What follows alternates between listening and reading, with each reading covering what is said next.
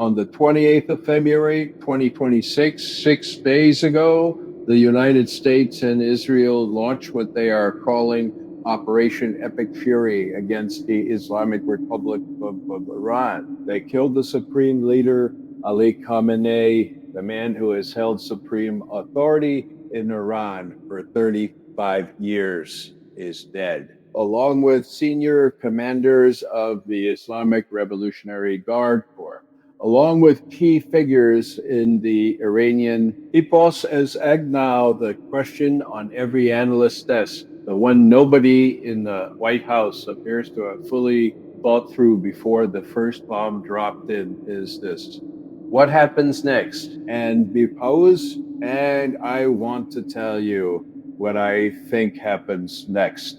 And I want to be very precise about something before I do. I am not here to tell you whether this war was right or wrong. I am not here to defend the Iranian government, a government that in January of this year massacred somewhere between 3,000 and 32,000 of its own citizens in the streets. The range of that estimate alone tells you everything you need to know about the information environment we are operating in. You can be erased by PR. What I am here to do is what I did for 27 years inside the Central Intelligence Agency. Look at the evidence, follow the logic, tell you what the outcomes actually are, not the outcomes we want, not the outcomes that play well in a press conference, the ones that the math, cold, indifferent, historical math, actually produces. To make POC, because right now Washington is celebrating. And I have learned over a career that started the year Kennedy was killed and ended after I watched us fabricate a case for a war in Iraq that killed hundreds of thousands of people, that the moment Washington starts celebrating a military action in the Middle East is precisely the moment you should be most worried. Can't be 4 seconds in the Supreme Leader stead. The Supreme Leader is dead. The nuclear facilities have been struck. The Navy is engaged. Khamenei is gone. Sounds decisive.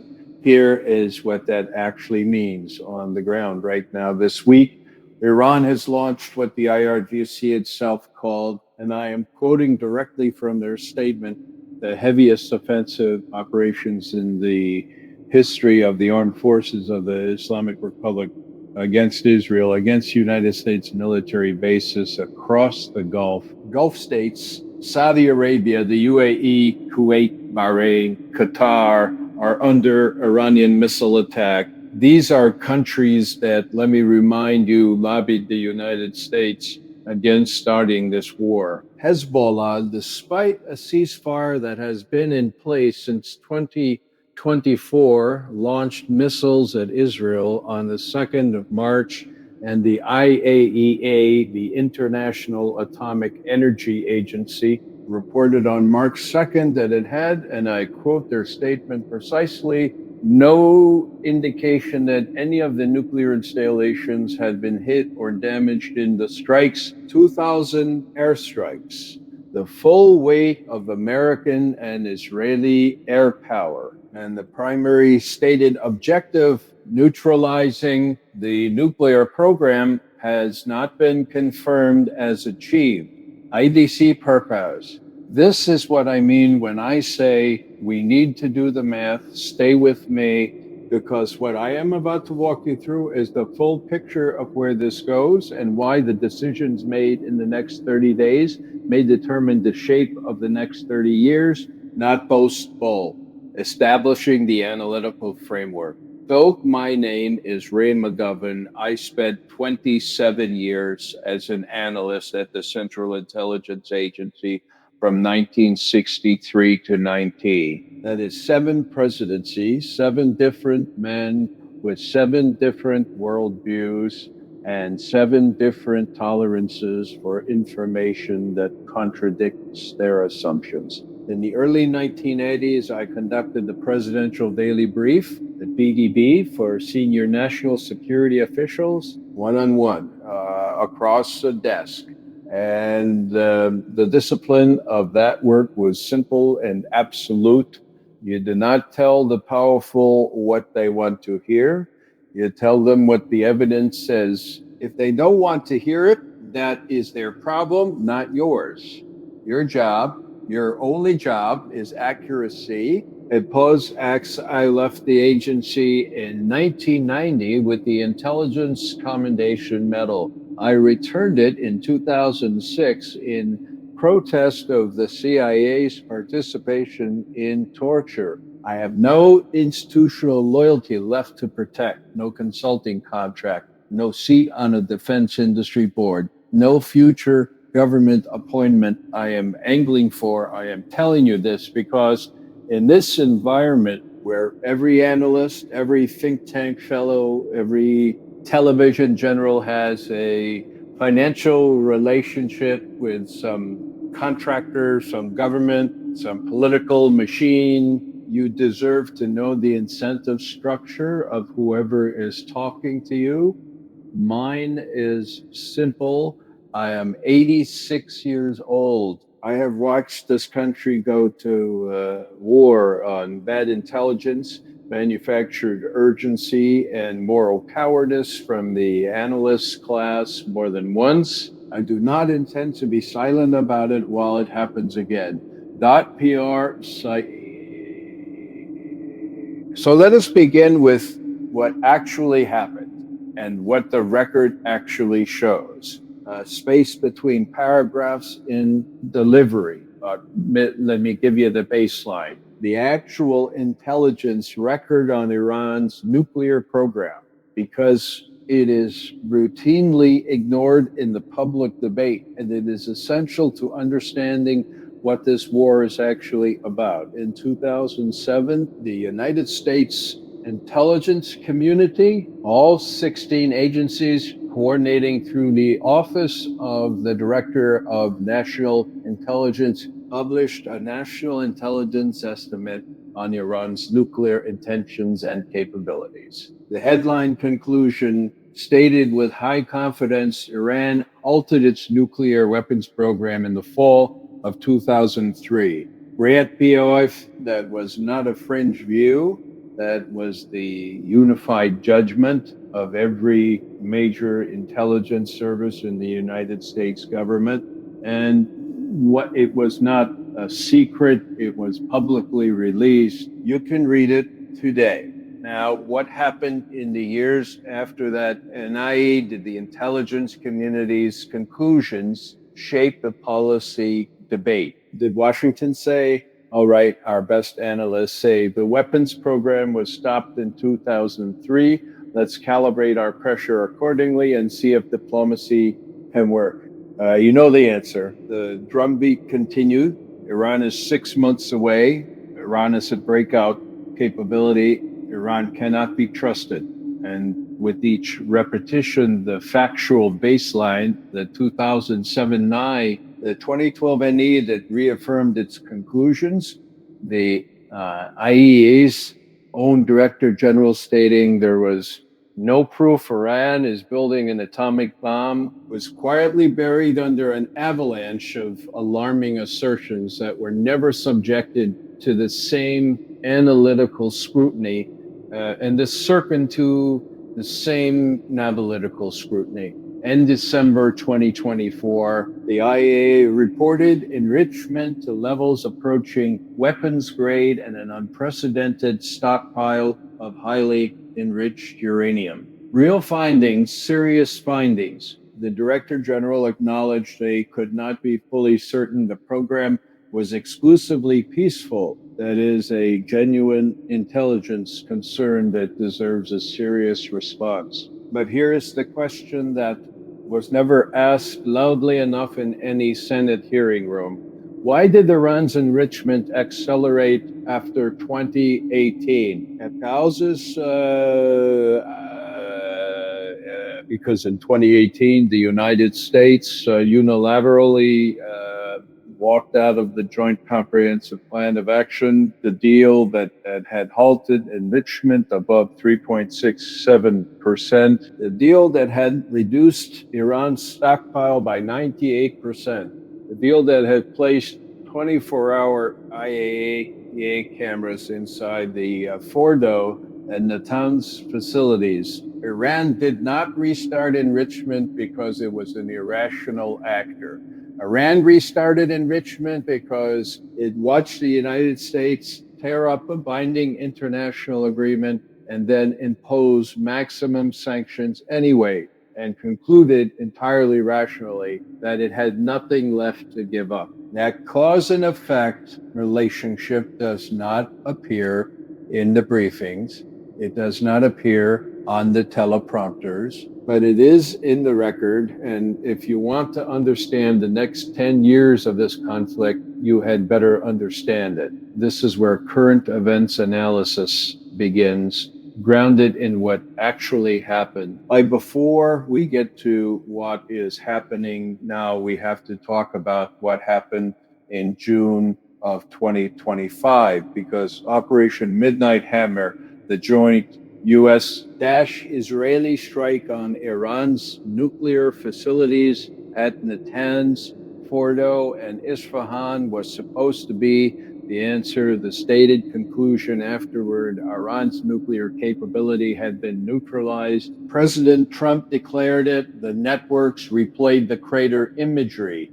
React-BI, ABSC, AEL, IBSF, AF, and yet here is what actually happened in the months that followed. Iran's foreign minister, Abbas Araghchi, publicly stated in January 2026 that Iran had reconstructed everything that was damaged in the June strikes. That is not propaganda for domestic consumption. That is a statement made in the context of ongoing diplomatic negotiations, a statement intended to communicate to the United States and its allies that the June strikes did not produce the strategic result claimed. And the IAEA confirmed it on February 27, 2026, the day before the current strikes began. IAEA inspectors discovered that Iran had hidden highly enriched uranium in an underground facility that had survived the June 2025 attacks undamaged.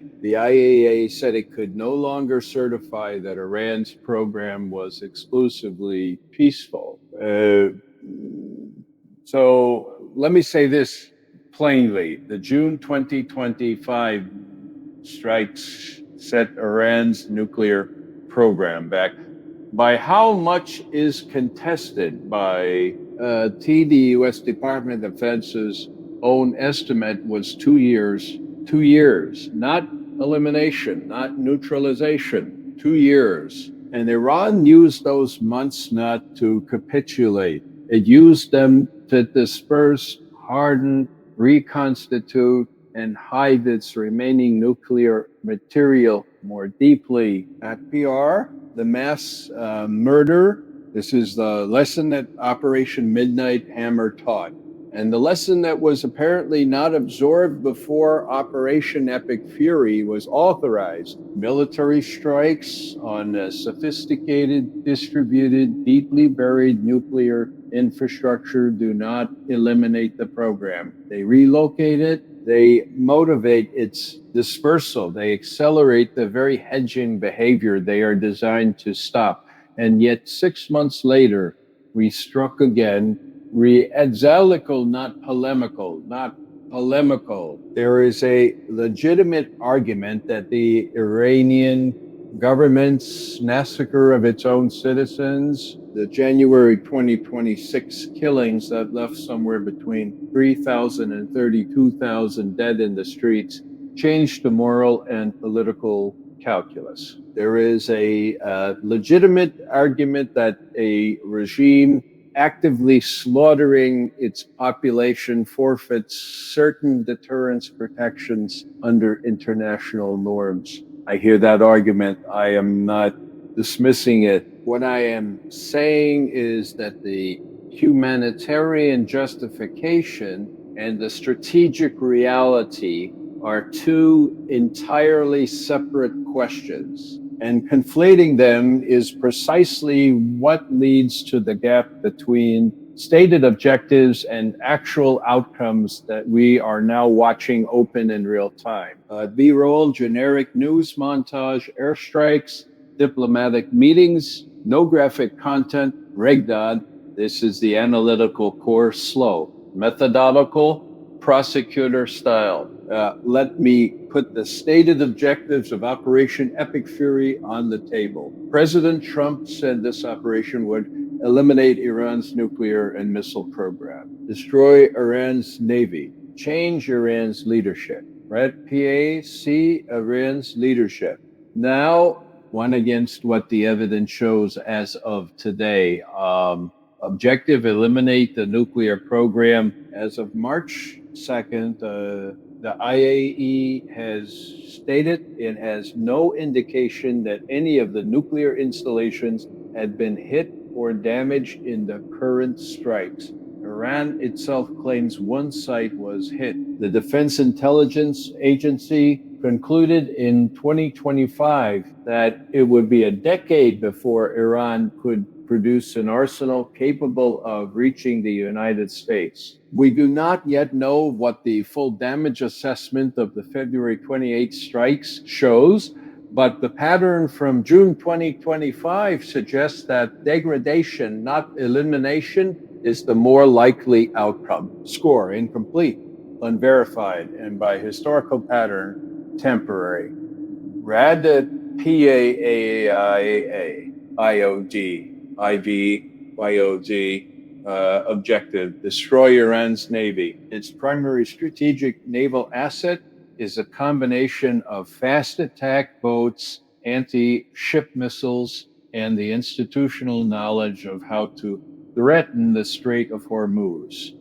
Sinking surface vessels does not eliminate that capability. The mines are not on the ships. The missiles are not on the ships. The doctrine, the trained capacity to close the world's most critical oil choke point lives in people, not in hulls. Score, tactically achievable, strategically achievable, strategically irrelevant to the core threat.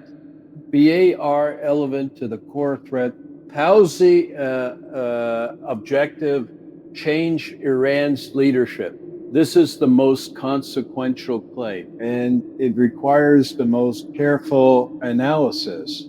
Ali Khamenei is dead. That is confirmed. Senior IRGC commanders have been killed, adding to those killed in the June 2025 strikes and in prior targeted operations. And I want you to hold this carefully. Brookings Institution analysts writing yesterday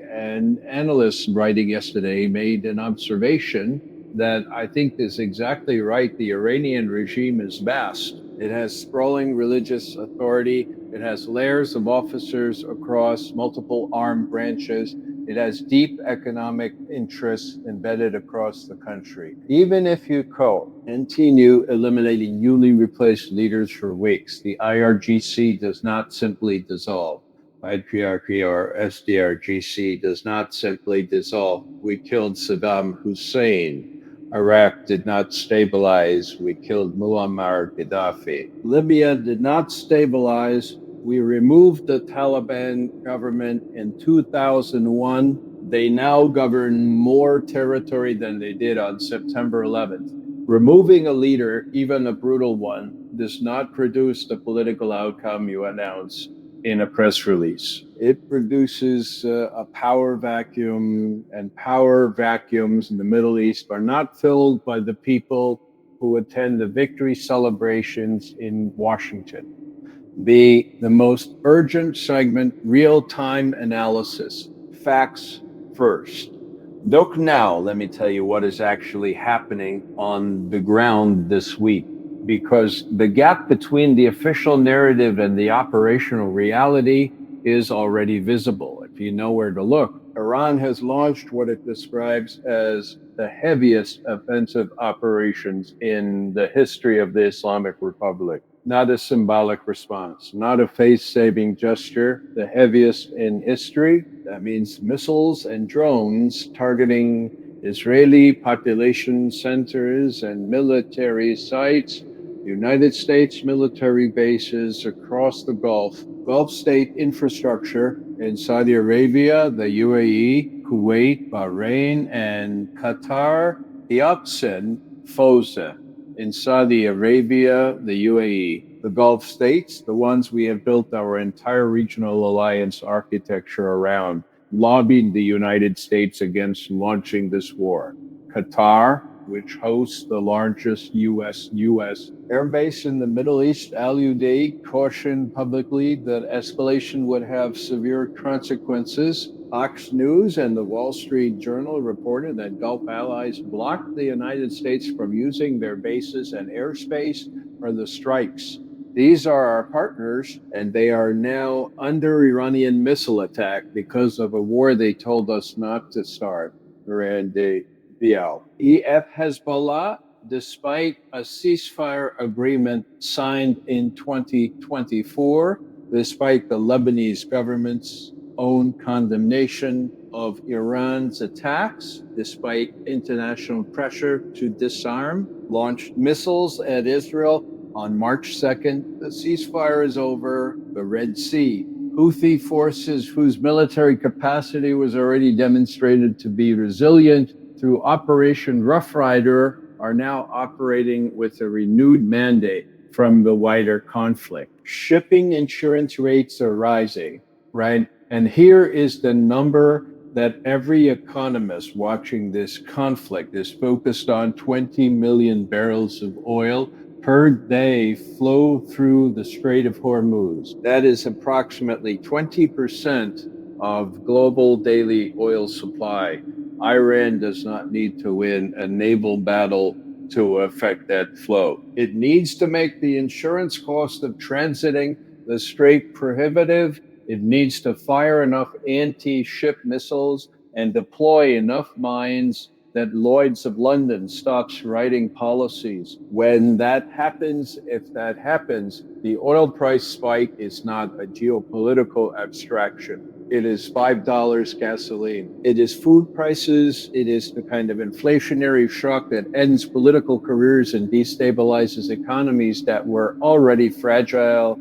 Apios, and I want to note something that is receiving almost no attention. A Pentagon source told Congress in closed-door briefings, and this was reported, that there was no intelligence suggesting Iran was planning to attack U.S. forces first.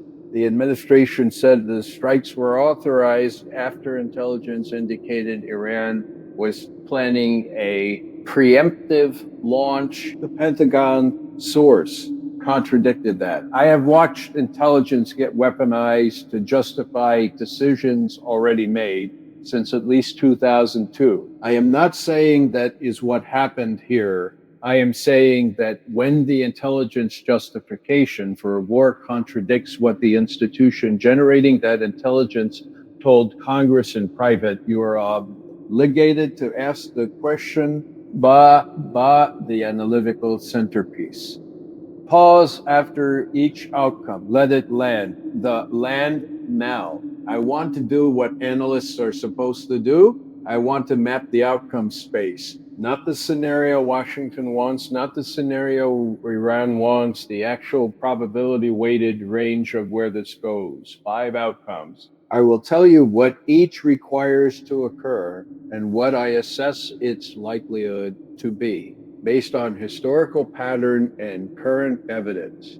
This is the outcome the administration is selling. The Iranian people, galvanized by massive protests, liberated from Khamenei, rise up and establish a new government aligned with Western democratic norms. What does the evidence say? The protests of early 2026 were real. The economic desperation driving them was real. But Iran's protesters, as courageous as they are, were calling for the end of the regime. They were not calling for American bombs. When external military force arrives in a country with a 3,000-year history and a living memory of the 1953 CIA-backed coup that overthrew their elected government, the psychological effect is not liberation. It is national consolidation around resistance,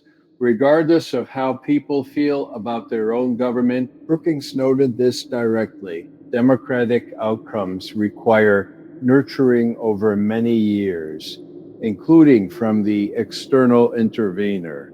We have never successfully done that in the region, not once. My assessment, low probability, less than 15% in any meaningful time frame. Ratbios,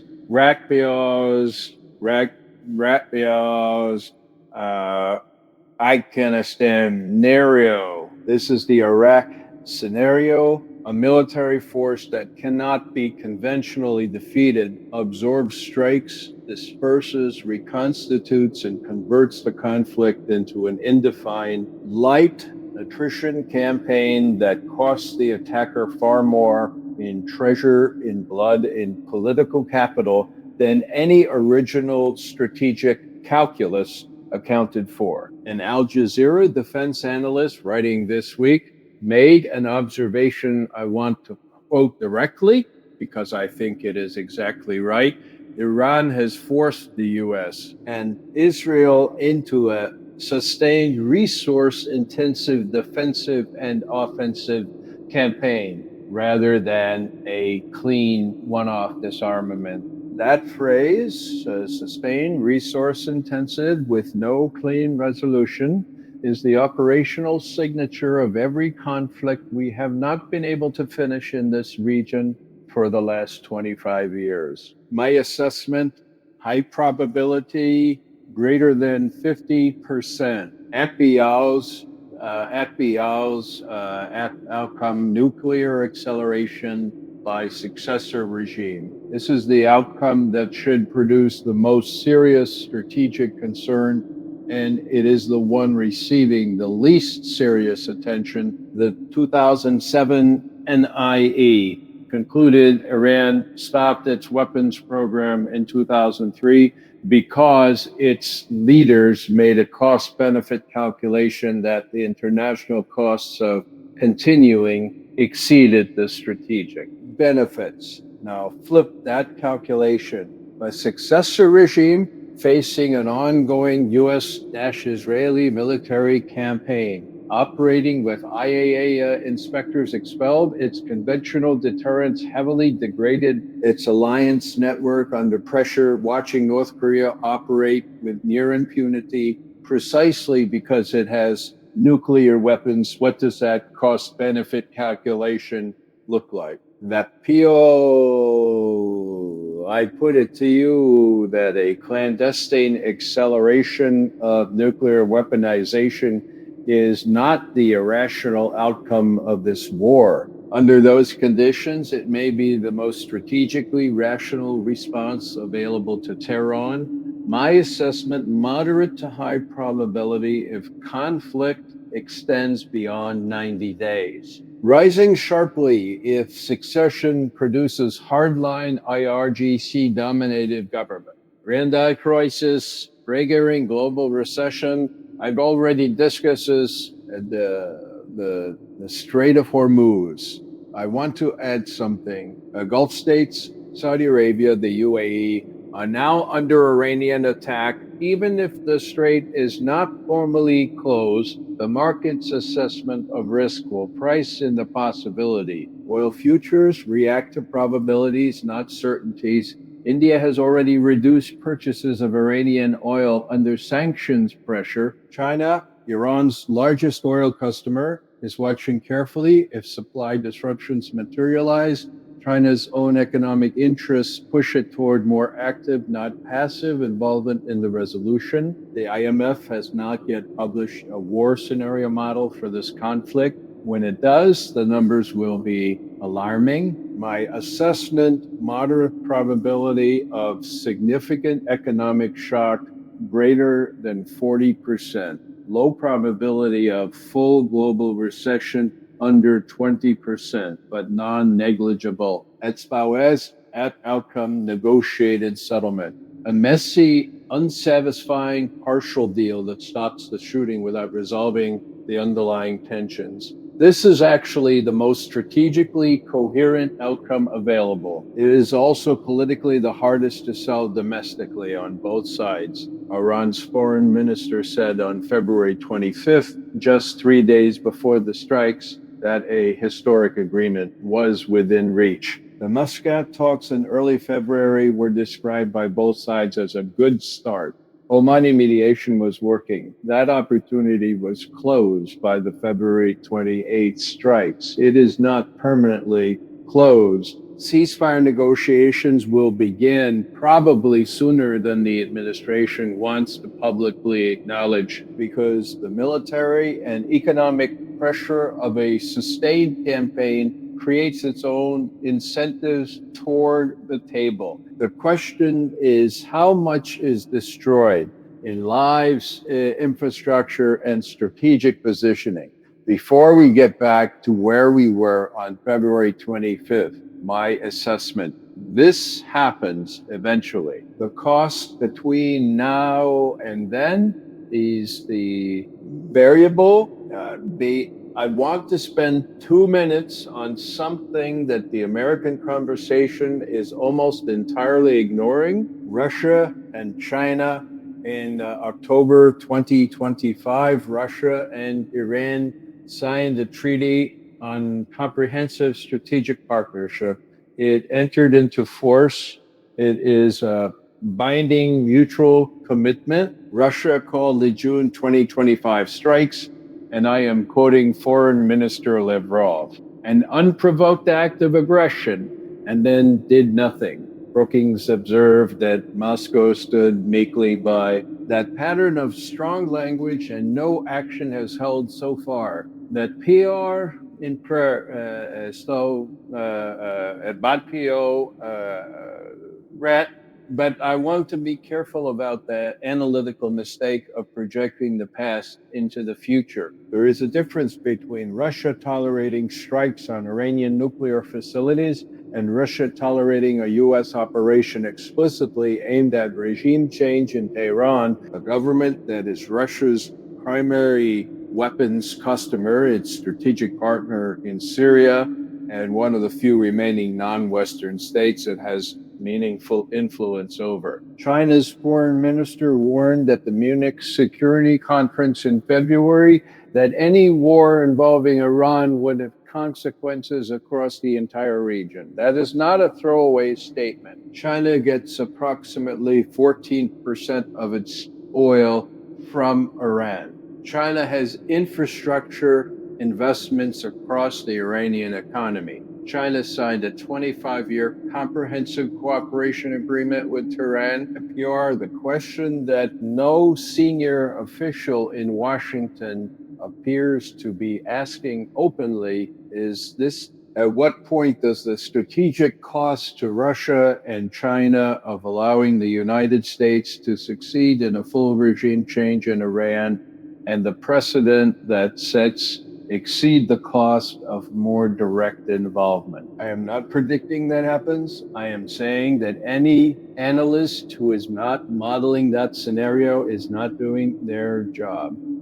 Before I close, I want to raise one modeling rethink, not because it will change what is happening on the ground today, but because it matters for what comes next and for how we function as a republic. Brookings Analyst noted this week that before the Gulf War in 1991, President George H.W. Bush obtained a UN Security Council resolution, an explicit congressional authorization. Before Afghanistan and Iraq in 2001 and 2003, Congress debated and voted. Trump's decision to strike Iran was made without a congressional vote, without a public debate, without the American people being brought into the argument about what we were committing to and at what cost. The mass murder, RPR, the mass murder, end of 26th State of the Union address, delivered just weeks before the strikes. The president did not present this decision to the American people. When the bombs started falling, the public justification was cursory. Polling in May 2025 showed 57% of Americans supported an attack on Iran. A separate survey showed 70% opposed direct military involvement. Both of those numbers can be simultaneously true, depending on how the question is framed. That ambiguity is precisely why democratic systems require debate before action, not press releases after. The American people are now committed to a war they were not asked to authorize. And the people who will pay the price in uniform at the pump and in the economic disruption to come deserve better than that. Return to the opening register. Slow final look into the camera. No music until fade.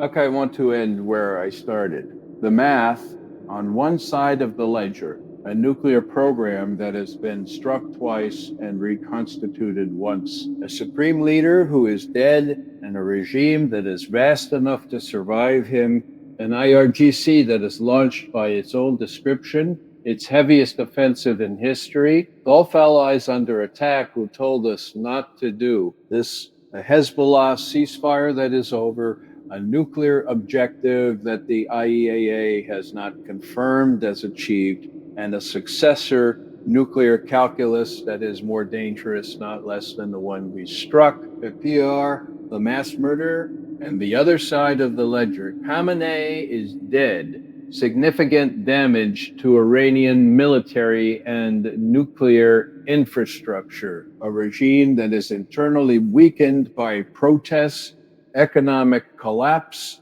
and external pressure. A strategic moment, if managed correctly, to pivot toward a successor government that is less hostile to its own people. RAGPO, 4 seconds, I ran governance, the math work. My honest assessment, the military phase of this operation may succeed on its narrow tactical terms. The strategic question, what follows, is where history suggests we should be most afraid, because we have never successfully managed the what follows in this region, not in Iraq, not in Libya, not in Afghanistan. And in each of those cases, the people who bore the cost of our failure were not the ones who made the decision. And PR has Iran has a population of 85 million people with a memory of foreign intervention that goes back generations. Whatever government emerges from this conflict will be shaped by the experience of being bombed. That is not speculation. That is how history works. The window for a negotiated path that does not end in a decade-long cycle of reconstitution, retaliation, and re-escalation is narrow. It may already be closing. The question is whether the decision makers have the intellectual honesty to look at the full math, not just the part that confirms what they already decided, and act accordingly. PR, the mass murder, at a end 27 years. I gave that honest assessment to people with the power to act on it. Some of them listened, most of them didn't. At PR lawn, what you do with it is up to you. Full on speaker, 4 seconds of silence, slow fade to black, no end card music. Stop.